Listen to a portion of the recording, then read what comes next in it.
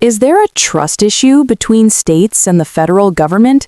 Shelley Moore Capito raises tough questions about how the Endangered Species Act is being enforced and whether states should have more control. Thank you, Mr. Chairman. Sir Capito. Thank you. Thank you, Mr. Chairman. It's nice to be here, and thank the folks on the panel and the witnesses.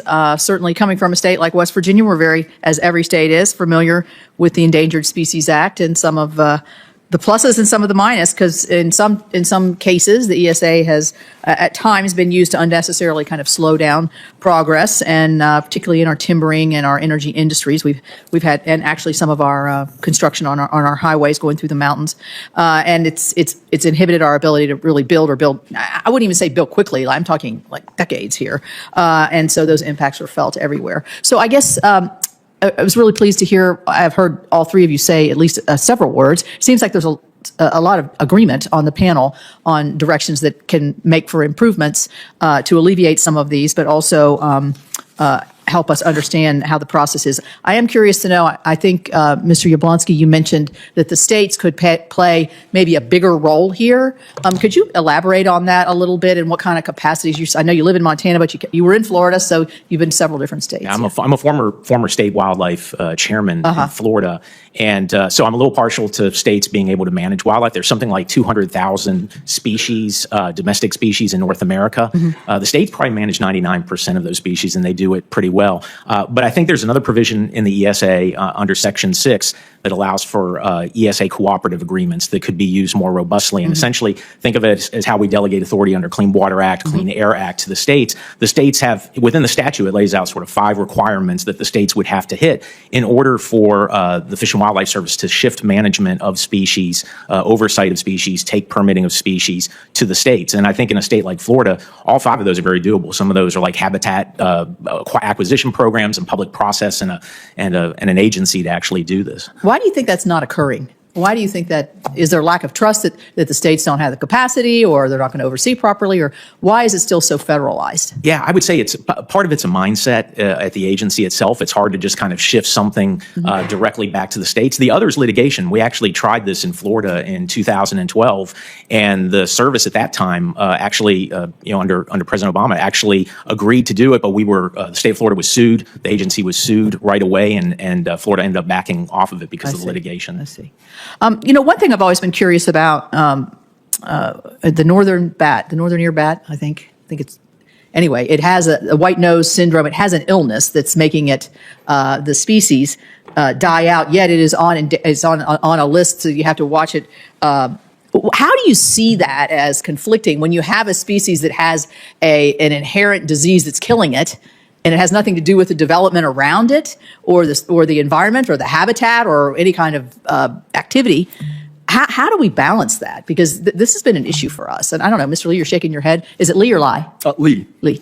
Yes. What would you say about that? Thank you for that question, Senator Capito. Actually, this is very close to me, because one of the last things I did at the U.S. Fish and Wildlife Service was to sign a policy that gives flexibility in that very situation. The example there is that we know the northern long-eared bat. And long-eared, yeah, I want to call it the northern-eared, yes, thank you. Yeah, and many other bat species are listed because of white nose syndrome. If it weren't for white nose syndrome, they wouldn't be on the ESA list at all. So the policy we signed was actually to allow, in this case, wind energy companies to fund mitigation measures for white nose syndrome as a way to meet the ESA requirements for mortality from wind turbines. So that's an example of flexibility, because you're actually funding the most important needs of the species, i.e. White nose syndrome, even though your take is actually from something completely different, right, which is wind turbine operations. So that gives a lot more flexibility to energy companies. Well, I mean, I think there has to be some flexibility here, because in the end, even if the bat is still suffering from a terminal disease, it's going to naturally, the habitat, the numbers are going to go down, whether it's getting hit by a windmill or not. And so I don't know, I've always kind of wondered about that, like, how do you solve that problem? I'm sure if we went back 200,000 years ago, there's species that are no longer here because of the evolutionary nature of life, I guess. So the other question I'm going to ask, well, I'm out of time, so I'll let, well, I was going to ask because I'm from more the East Coast. Senator Whitehouse is more East Coast. You guys are Western, California, Midwest. What do you see in terms of differences as we go? Just really generally, is there a big difference in terms of looking at species compared to the East, Midwest, or West? It's because I've always thought it's more of an issue out West. Maybe it's because there's more federal lands. I don't know. Does anybody have an answer to that? I think it's interesting. One of the commonalities are large charismatic species. Whether I was in Florida dealing with Florida panther or manatee, woke up the next day, I was dealing with grizzly bears and wolves out in Montana. They tend to get all the attention and stuff, the oxygen out of the room, but it also drains a lot of the resources of the agencies, for the agency, where some of these species should be coming off list, and we should be putting resources towards other species that really need it. Okay, thank you.